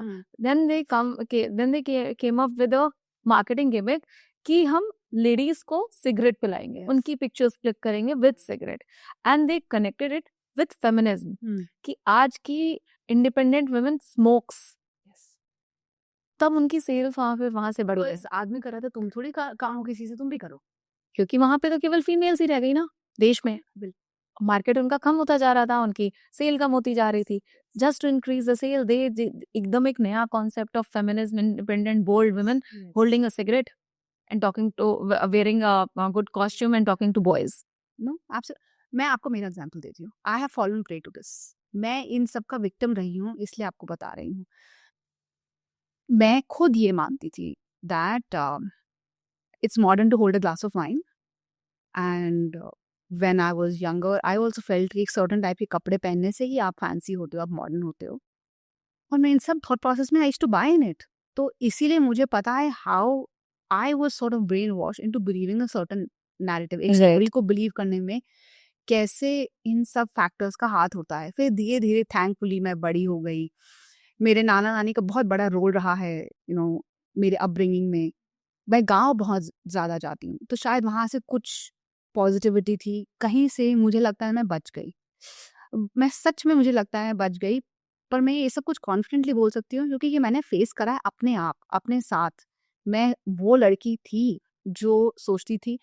आपको मैं साड़ी का एग्जाम्पल देती हूँ। मैं मुझे हमेशा से साड़ी पहनना बहुत चाहता था, बट आप देखो कि बॉलीवुड में साड़ी कैसे पहनी जाती है। It's usually midriff. Right. Your midriff is visible and a half of your chest is covered with the pallu. I have worn that sari like that for so many decades. मतलब 15 साल, I think 10-15 साल मैंने साड़ी वैसे ही पहनी है. And because movie में the actors used to wear the sari like that. But sari is not suppose to be worn. Sari को तो ऐसा नहीं पहनना है ना, साड़ी को तो तरीके से पहनने का, साड़ी का एक तरीका होता है, पर वो तरीका दिखाएंगे ना तो वो मम्मी पहनती है वैसे वाली साड़ी, कोई ओल्ड लेडी पहनती है वैसे साड़ी, बट साड़ी ऐसे ही पहनी जाती है। साड़ी ऐसे और मिडरिफ दिखाकर नहीं पहनी जाती। So what I am saying is कि हमें यहाँ पे इस्तेमाल करना है दिमाग को कि किस चीज़ को कैसे पहना जा रहा है। आप स्कर्ट पहन रहे हैं, आप क्रॉप टॉप पहन रहे हैं, पहनिए, बट फर्स्ट आपका वैसा बॉडी होनी चाहिए, सही जगह पे पहनना होना चाहिए। बॉडी शेमिंग का आप लोग बात कर लेंगे कि आप बॉडी शेमिंग की तरफ जा रहा मैं दिमाग की तरफ जाऊँ, तो ये नहीं, मुझे जेन्युइन लगता है कि तरीका होना चाहिए, हमें पता होना चाहिए कहाँ पे क्या पहन रहे हैं। कुछ भी कहीं पर नहीं पहन सकते हैं in the name of feminism and right right body positivity.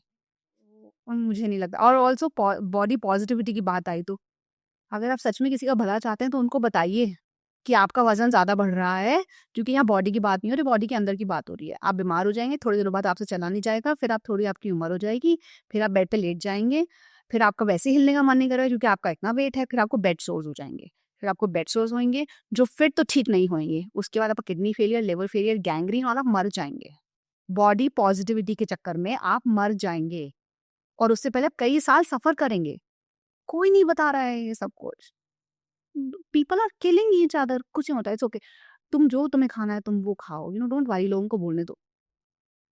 अच्छा ठीक है, लोगों को घर वाले तो बता दो कम से कम कि बेटा प्लीज थोड़ा तमीज से जी लो।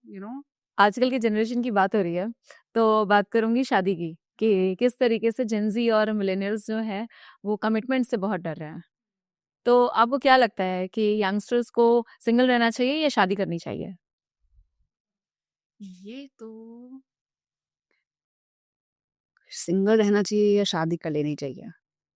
देखो पहले क्या होता था, शादी बहुत सारी चीजें होती थी। शादी एक ड्यूटी होती थी, शादी एक सोशल प्रैक्टिस होती थी, रिस्पॉन्सिबिलिटी होती थी towards the society. Right spirituality भी कहीं ना कहीं कनेक्टेड होती थी। फिर सबसे ज्यादा था कि procreation, to have children. Right अब फेमिनिज्म आ गया है तो you don't need to marry to have a child, you don't need to marry to live with somebody. तो फिर हम इतने सारे हो गए हैं कि that do you really need to have a child, do you have that duty towards society. तो ये सारे फैक्टर्स खत्म होते जा रहे हैं। तो आज की डेट में मुझे लगता है नहीं शादी, हाँ बोलिए। मैं कमिटमेंट इश्यूज की बात कर रही हूँ। वही कह रही हूँ हाँ कि तो आज की डेट में शादी एक्चुअली आके रुक गई है ऑन कमिटमेंट ओनली। तो क्योंकि एक यही तो फैक्टर रह गया है, बच्चे करना भी जरूरी नहीं है क्योंकि हम मर तो नहीं जाएंगे, we will not go extinct, हम ऑलरेडी बहुत सारे हैं। फिर सोसाइटी की तरफ ड्यूटी वाला एंगल भी खत्म ही हो गया है। ऐसा नहीं है दैट पहले क्या होता था, families used to get married, right right परिवार जुड़ते थे, शहर जुड़ते थे, सिटीज जुड़ती थी। अब कल्चर्स कल्चर जुड़े थे, वो तो रहा नहीं है। तो वो वाले रीजन सब खत्म हो गए हैं। तो आजकल रीजन सिर्फ कमिटमेंट का ही रह गया है। और मुझे लगता है उस रीजन से शादी करनी चाहिए, बिकॉज मुश्किल होता है, मैरिज बहुत मुश्किल होती है, मैरिज आसान नहीं होती है। Even if you have the best husband, अगर आपका बेस्ट वाइफ है, आपकी दुनिया में सबसे अच्छी वाइफ है, सबसे अच्छा हस्बैंड है, तो भी आप दो अलग लोग हैं, दो अलग तरीके से पले बड़े हैं। आपकी किसी ना किसी बात पे हर दूसरे दिन आर्ग्यूमेंट तो होगी ही होगी। इस बात को लोग इतना बढ़ा चढ़ा के, इतना वहम क्रिएट कर दिया है इसके आसपास कि मेरा मेंटल पीस अफेक्ट हो गया है। आप इतने कमजोर हो कि आपके हफ्ते में 2 दिन अगर आर्ग्यूमेंट होगी तो आपका मेंटल पीस खत्म हो गया। तो आप काम कैसे करने चाहते हो? बॉस तो हर 5 मिनट में मेंटल पीस खत्म करता है हमारा। छोड़ दो, जॉब भी छोड़ दो, वनवास, तो चले जाओ। नहीं जाते ना, हम रोज काम पे जाते हैं, गर्लफ्रेंड से रोज लड़ाई करने को तैयार हैं, बॉयफ्रेंड से रोज लड़ाई करके रात रात भर जागने को तैयार है, पर शादी नहीं करेंगे। बिकॉज वो परमानेंसी आ जाती है और परमानेंसी से लोग डरते हैं, लोग कमिटमेंट से डरते हैं। नहीं डरना चाहिए, बिकॉज आजकल की दुनिया में मुझे लगता है हमें और भी ज़्यादा मैरिज की ज़रूरत है, जहाँ पे किसी का कुछ भरोसा नहीं है। आजकल फ्रेंड्स कैसे हैं पता नहीं, किसके कितने नए कजन्स हैं, पेरेंट्स एज के बाद चले ही जाएंगे छोड़ के। एटलीस्ट कोई तो होगा जो जिसने आपके साथ पूरा जिंदगी बिताई है और आपको पहचानता है और आपके साथ जिएंगे जब आपको सबसे ज़्यादा ज़रूरत होगी एक पार्टनर की। अभी हम रियलाइज़ नहीं करते हैं, हम इस मॉडर्न नैरेटिव में हैं कि शादी ज़रूरी नहीं है, बच्चे ज़रूरी नहीं है। पर जब आप हर एक इंसान रियलाइज़ करेगा एक दिन, जिसने शादी नहीं करी है, जिसके बच्चे नहीं हैं, आई थिंक 50-55 तक मैं लिख कर दे देती हूँ, जब वो 50 से 55 साल के होंगे, उन्हें इस बात पे बहुत दुख होगा कि उन्होंने शादी नहीं करी है, बच्चे नहीं करे। पर उस एज पे फिर कुछ हो नहीं पाएगा, यू नो। इसीलिए मैं कह रही हूँ कि अच्छा सा इंसान ढूंढकर शादी कर लेनी चाहिए, क्योंकि हम सबको कोई ना कोई चाहिए, हम सोशल बीइंग्स हैं, हमें सहारे की ज़रूरत होती है। We don't need anybody, I am independent, I don't need anybody support. पर एक दिन वो you don't independence need anybody support. आप सपोर्ट पे जी रहे हैं, पेड़ों की सपोर्ट पे जी रहे हैं। आपको सपोर्ट की ज़रूरत है, आप चल रहे हैं बिकॉज़ धरती पे ग्रेविटी है, यू नो? सो पर I don't need a man, ये सारी चीजें तो पहले बाद में भी रहेंगी। you don't need a man, you don't need a woman, you'll realize when you're 50 and 55. आप अंडरस्टैंड, क्योंकि उस समय तक आपकी जितनी भी एनर्जी है ना वो सब खत्म हो जाएगी, and then you will need a man और a woman to like to talk to. To talk to, just to talk, साथ में एक कप चाय पीने के लिए फिर बात करेंगे एक्चुअल मेंटल पीस की और मेंटल हेल्थ की। तो अब खत्म होएगा मेंटल हेल्थ। तो अभी तो सच नहीं, अभी तो यहाँ ना यू कैन, अच्छा फ्राइडे को अकेले फील हो रहा है तो जाके क्लबिंग कर लेते हैं, डिनर कर लेते हैं। अभी तो पैर चल रहे हैं। जब हाथ पैर नहीं चलेंगे ना और वो जो डिनर वाला खाना डाइजेस्ट नहीं होगा, तब मन साथ में बैठ के सूखी दाल रोटी सब्जी खाएगा तुम्हारे। तो वहां पे फिर बच्चे और हस्बैंड काम आता है, वाइफ काम आती है। राइट। अभी जैसे मैंने बोला था कि मैं बॉलीवुड पे वापस आऊंगी, मैं बॉलीवुड पे वापस आती हूँ कि बॉलीवुड ने कुछ ये जो स्किन की इतनी सारी चीजें हैं, an number of skin care के जो क्या होते हैं स्टेप्स होते हैं, राइट, वो चीजें बताई हैं, एंड जो ब्यूटी के स्टैंडर्ड्स जो सेट कर दिए हैं, वो इंडियन स्किन के लिए तो बहुत सारी चीजें आई मीन फीजिबल ही नहीं है। तो ये इंडियन माइंडसेट को, इंडियन गर्ल्स के माइंडसेट को किस तरीके से इफेक्ट कर रहा है?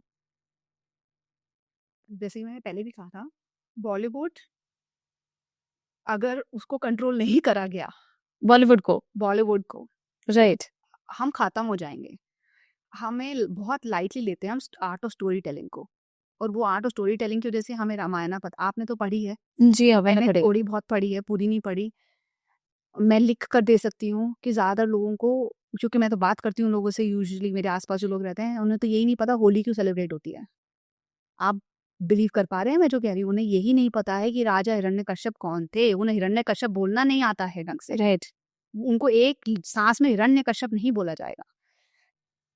बट हमें पता है ना होली दिवाली क्या होता है, क्योंकि कहीं ना कहीं से स्टोरी सुनाते सुनाते हम ऐसे बन गए। ऐसे ही बॉलीवुड ने हमें स्टोरी सुनाई है बहुत सारी, उसमें से एक स्टोरी है स्किन केयर की। बट इस स्किन केयर वाली में मैं बताना चाहूँगी, गलती बॉलीवुड की नहीं है, गलती दूसरी मार्केटिंग एजेंसीज की है। बॉलीवुड उनको सपोर्टिंग कैरेक्टर है यहाँ पे, for a change Bollywood is supporting character.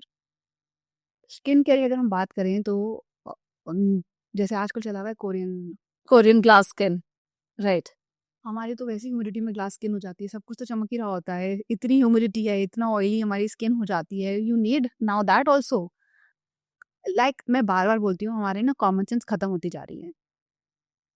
आज तक मैं कुछ स्किन केयर इंडस्ट्री के मिथ्स हैं जो मैं बस्ट कर देती हूँ आज। सबसे पहले तो 99% स्किन केयर जो है ना एक दूसरे की कॉपी है, ठीक है, कोई भी ओरिजिनल नहीं है, वेरी सैड। सेकेंड, कोई भी स्किन केयर ब्रांड जो एक्चुअली रिसर्च नहीं कर रही है। आपको पता है कि हल्दी अच्छी होती है, आपको पता है कि नीम अच्छा होता है, राइट, हल्दी और नीम मिक्स करके कैसे बिहेव करते हैं, ये कोई रिसर्च नहीं कर रहा। अच्छा हल्दी अच्छी होती है, अदरक अच्छी होती है, लहसुन अदरक अच्छा होता सब है, मिला इनको मिला देते हैं, पर ये मिला के अलग होते हैं। दही अच्छा होता है, आपने बताया करेला भी अच्छा होता है, पर दही और करेला मिलाकर नहीं, अच्छा, बुरा होता है। बहुत बुरा होता है। Similar concept applies in skin care, and ये बात को डिस्कस नहीं कर रहा। That's one. Second problem, 10 steps. यहाँ पे the woman is doing feminism and she is going out and working. वो बेचारी अपना घर छोड़ रही है, अपने बच्चे को इग्नोर कर रही है। कोई खुश नहीं होता है घर छोड़ के अपने बच्चे को इग्नोर करके, नो बडी इज हैप्पी, कर रही है। आपको लगता है उसके पास टाइम है 10 स्टेप स्किन केयर रूटीन करने का, और इतने पैसे, मतलब पैसे तो होंगे आजकल हमारे देश में, पैसे आ रहे हैं, बट इतना टाइम है उसके पास 10 स्टेप स्किन केयर करने के लिए? Then on top of that उसमें हाइलुरोनिक एसिड की मैं आपको बात बताती हूँ। हाइलुरोनिक एसिड बहुत ही फेमस है, वो आपकी स्किन को डूई करता है, प्लम्प करता है, वो कुछ नहीं करता है। हाइलुरोनिक एसिड हमारी बॉडी में ओरिजिनली भी प्रेजेंट होता है, फिर भी हमारी स्किन क्यों प्लम्प और डूई नहीं होती है? Even if somebody is young, ठीक है, धीरे धीरे ये सारे एलिमेंट्स खत्म हो जाते हैं। हाइलुरोनिक एसिड को टॉप लेयर ऑफ मॉइस्चर चाहिए होता है। ये हार्डली कोई बता रहा है कि अगर आप हाइलुरोनिक एसिड यूज कर रहे हो, प्लीज उसके बाद मॉइस्चराइजर लगाओ, और others hyaluronic acid is more damaging rather beneficial. ऐसे ही सारे केमिकल कंपोनेंट्स। और अगेन जैसे मैंने साड़ी की बात आई थी, what about retinol and these things, क्योंकि मैंने भी सुना है। तो रेटिनॉल क्या करता है, रेटिनॉल इज वो बहुत ही पोटेंट है, बहुत स्ट्रॉन्ग केमिकल है। हम्म। वो एक्चुअली आपकी स्किन का सेल टर्नओवर बढ़ा देता है। मतलब आप जैसे मान लो फॉर एग्जांपल, आपका अगर स्किन सेल जो एक हफ्ते में नया आएगा, पुराना वाला खत्म हो जाएगा। राइट ऑटो रिन्यूअल में चलती है हमारी, राइट। रेटिनॉल उस रेट को बढ़ा देता है। तो जब उस रेट को बढ़ाता है, तो इतना बड़ा अगर वो चेंज कर रहा है तो कितना स्ट्रॉन्ग केमिकल होगा। और वो धीरे धीरे आपकी टॉप लेयर को पतला करता जाता है। ओ और वो पतला पतला होते होते ही स्किन सेंसिटिव हो जाती है। और फिर सनस्क्रीन का मार्केट बढ़ता है, क्योंकि आपकी स्किन सेंसिटिव हो गई है। फिर सनस्क्रीन हमें लगाना पड़ेगा। आई मीन सनस्क्रीन तो हमेशा ही लगाना पड़ता है ना। आई मीन ये बताया गया है मुझे, अब आप मुझे बताएंगे, क्योंकि हर 4 घंटे पे रीअप्लाई करो, स्टिक्स आने लग गई है। आई मीन ये इतना इन्फ्यूज कर दिया गया है कि अब सबकॉन्शियस माइंड में बैठा हुआ है। आई एम श्योर कि अब 50% मेल्स तो सनस्क्रीन लगाते होंगे। या देखो, अगर आप अ, हमारा स्किन टोन इंडियंस का, हम ज्यादा गोरे नहीं हैं। नहीं है, and we have to accept it. और जो ब्रिटिशर्स हैं या अमेरिकन हैं, Right. उनके देश में सूरज नहीं चमकता है। उनका एक सर्टेन कलर है, भगवान ने कुछ सोच के बनाया होगा। एंड हमारे पास सन प्रोटेक्शन है। आपको ऐसा लगता है कि जो नॉर्थ इंडियंस हैं, बेसिकली इधर ये जो यूपी, बिहार, पंजाब, हरियाणा, उधर गर्मी में काले हो जाते हैं, सर्दी में गोरे हो जाते हैं। Exactly, sun yes, it is the sun. और इसमें देखो, अनले तो हमें ना, we are not suppose to lie down in the sun with a face up like that. Right, bright sunny day हमारा नहीं होता है। तो अगर आप वो कर रहे हो, लाउंजिंग इन द सन, तो प्लीज सनस्क्रीन लगा लो। अच्छा, okay. Damage your skin. Okay, अगर आप 2 घंटा ऐसे लेटे हुए हो धूप में मुंह ऊपर कर कर, हाँ, तो आपको सनस्क्रीन की जरूरत है। पर अगर आप ऐसे मार्केट जा रहे हैं, चल रहे हैं, एक जगह से दूसरी जगह जा रहे हैं, और फिर सनस्क्रीन लगा दो, सनस्क्रीन लगा दो, घर में बैठे हो तो भी लाइट आ रही है, सनस्क्रीन, राइट। ऐसा नहीं होता है। It does not work like that. It's not needed, it is unnecessary. इतना खर्चा, इतना time. Really? Yes, so you need sunscreen. ऐसा नहीं है कि सनस्क्रीन जरूरत नहीं है, बट दैट इज अगर आप ऐसे लेटे हुए लाइक अ डॉग, उल्टा अपना चेस्ट बेयर कर करके पूरा धूप मेरे ऊपर ही 2 घंटे गिर रही है, then sun is damaging and we need sunscreen.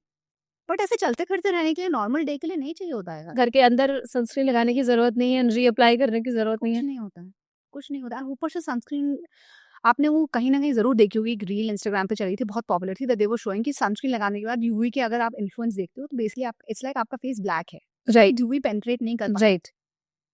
आप इमेजिन कर सकते हो कितना स्ट्रॉन्ग केमिकल होगा जो आपको ऐसा पोर्ट्रे कर रहा है to the sun, as if आपने एक मास्क पहना हुआ है। इतना मोटा layer of chemical on your face, every 4 hours you are asked to reapply. पहले कोई मरा था सनस्क्रीन नहीं लगाने से? मेरी नानी ने तो कभी सनस्क्रीन नहीं लगाया, वो तो धूप में ही रहती थी हमेशा।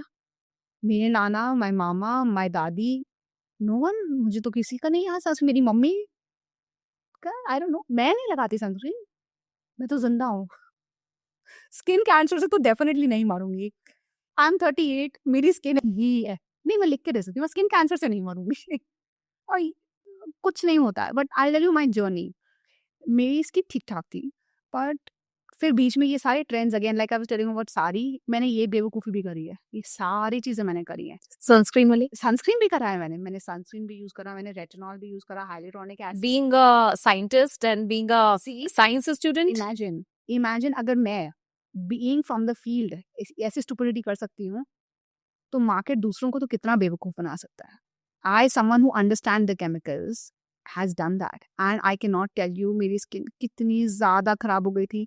जब कोविड आया, मैं खुश हो गई थी कि मास्क पहनना पड़ेगा, मेरा फेस नहीं दिखेगा। I was very happy. That is the level of damage I had done to my skin, which is okay.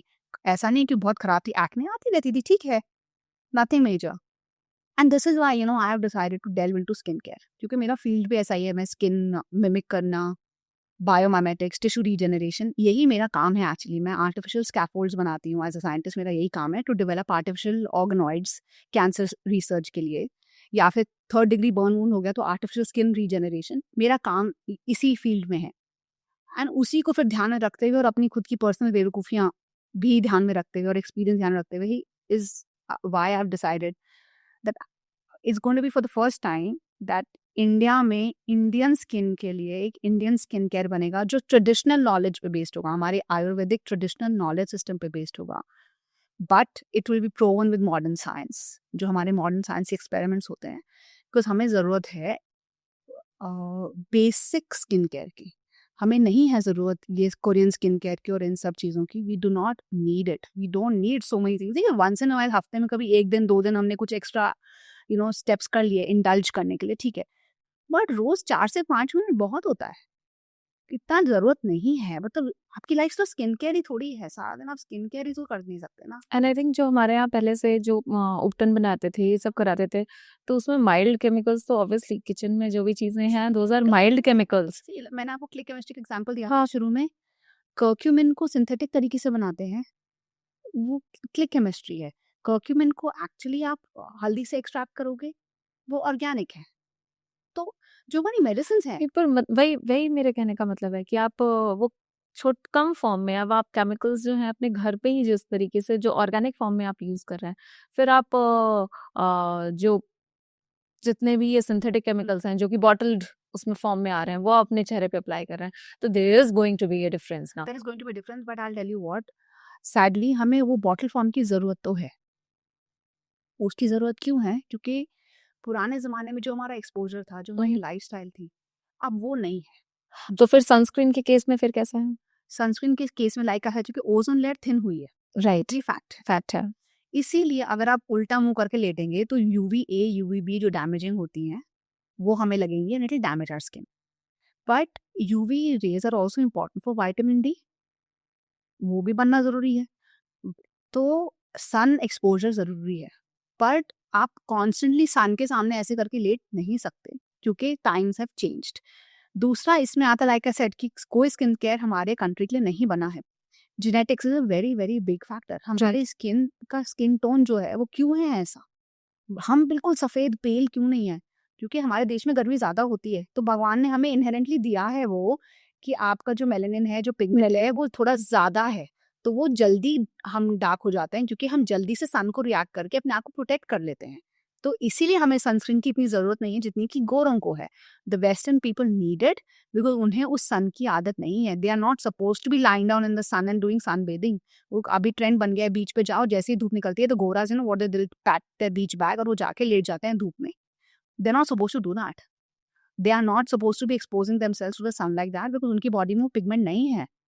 वैसे ही हमें सनस्क्रीन और धूप से डरने की इतनी ज़रूरत नहीं है, क्योंकि हम तो बचपन से ही उस धूप में पले बड़े हैं। हमारे बॉडी में वो मेलानिन है, मेलानिन एक नेचुरल यूवी फ़िल्टर है।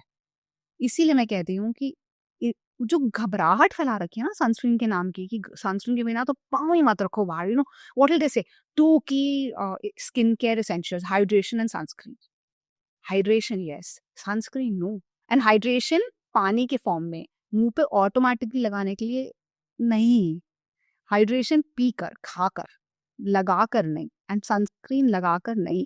एक basic cleaning routine, cleansing routine हो जाए, छोटा-सा कुछ मॉइस्चराइज़र हो जाए, दिन में इतना काफ़ी है।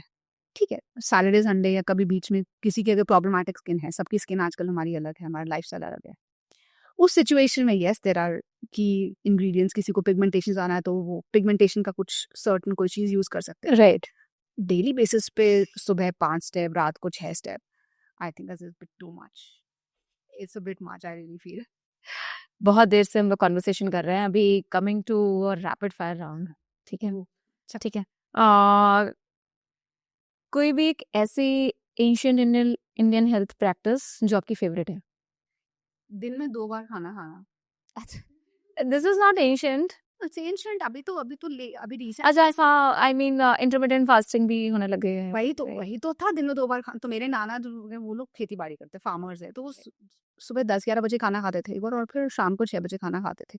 फिर वो बीच में every 2 hours eating, snacking, munching, ये सब नहीं करते थे। पर फिर हम लोग ना अमीर हो गए, हमारे देश में रेवोल्यूशन आ गया, इंडस्ट्रियलाइजेशन हो गई, फिर हमें सिखाया गया that eat small portions every 2 hours, थोड़ा थोड़ा करके खाना खाओ, बॉडी को कभी रेस्ट मत दो, वो बेचारी डाइजेशन ही करती रहेगी तो बाकी काम कम करेगी।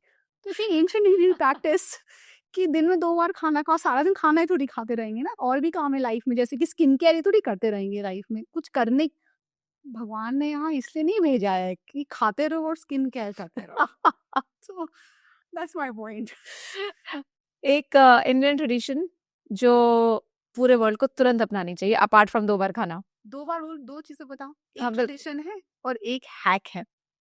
पहला है फैमिली वैल्यूज़। ठीक है। आई थिंक वो पेरेंट्स को भी सीखना चाहिए, वेस्टर्न पेरेंट्स को, कि 18 साल होते बेचारे बच्चे को, उधर निकल लो अभी, वो नहीं करना चाहिए। और बच्चों को भी सीखना चाहिए कि अगर माँ बाप बोल दे निकल लो, तो निकल मत जाओ, रह जाओ, इट्स ओके, लड़ाई हो जाती है, कोई बात नहीं है। सो होलिस्टिक फैमिली वैल्यू, टॉलरेंस, जो हमारे कल्चर में बहुत अच्छी से सिखाई जाती है हमें, क्योंकि हम बचपन से ही गालियाँ गलौज में जीते हैं। मारपीट भी होती है।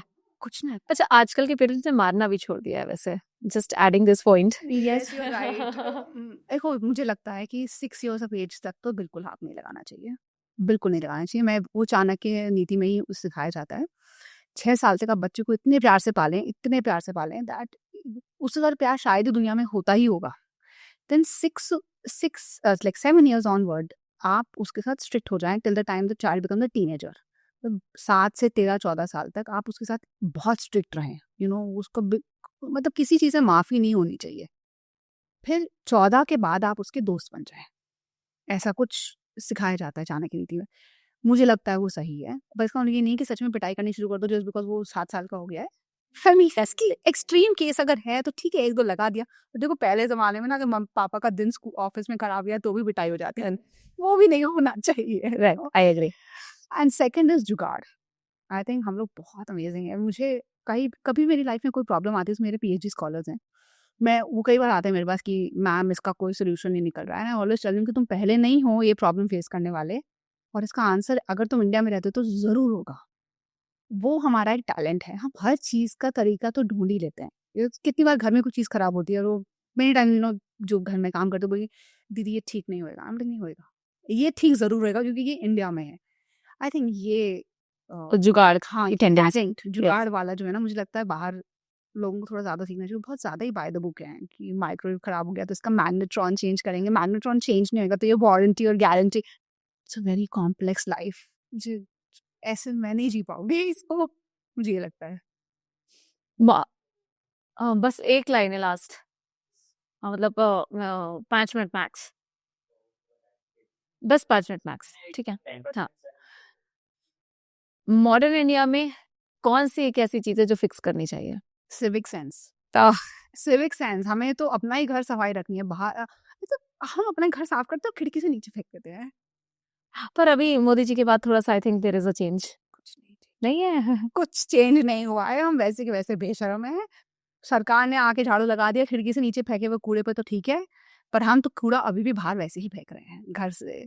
कि मैं आपको एग्जांपल देती हूँ of the women of India. हम बालकनी में खड़े होकर झाड़ू कोम करते हैं और नीचे बाहर डालते हैं, ठीक है। मतलब आई एम श्योर हम सब ने देखा हुआ है। अगर आप if you are a woman तो आपने करा होगा, और अगर आप एक आदमी हैं तो आपने घर में अपने भाई बहनों बच्चे जिनको भी ये करते हुए देखा होगा। ये सबसे छोटा बेसिक एग्जाम्पल। डस्टबिन नहीं है आपके घर में? सबके घर में डस्टबिन अच्छा नहीं है, उसको पेपर में रैप कर लो ना।